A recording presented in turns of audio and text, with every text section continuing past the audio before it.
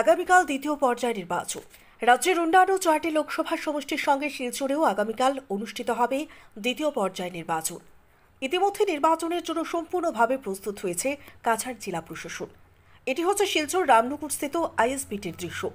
সকাল থেকে আইএসবিটিতে ভোটকর্মীদের নির্বাচনের সামগ্রী বিতরণ করা হচ্ছে।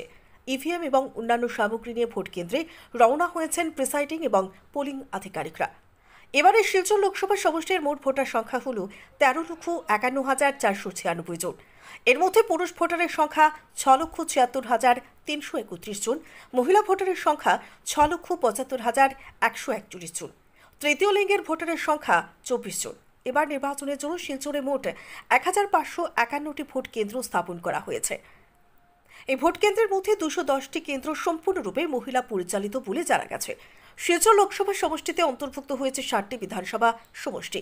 এই সমষ্টিগুলো হল শিলচর, ধলাই, লক্ষ্মীপুর, কাটিগড়া, উধারবন্দ, বড়খোলা এবং সোনাই।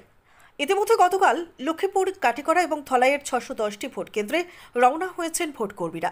বাকি থাকা উধারবন্দ, শিলচর, সোনাই এবং বড়খোলা সমষ্টির অন্তর্গত 941টি ভোট কেন্দ্রের জন্য আজ সকাল থেকেই রওনা হয়েছেন ভোট কেন্দ্রগুলিতে দায়িত্বে থাকা আধিকারিকরা।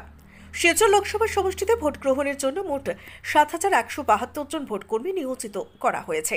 অন্যদিকে আইন শৃঙ্খলা পরিস্থিতি দেখার জন্য আসাম পুলিশের সঙ্গে সিআরপিএফ, আইটিবিপি এবং পিএসএফ বাহিনীর 20টি কোম্পানি মোতায়েন করা হয়েছে।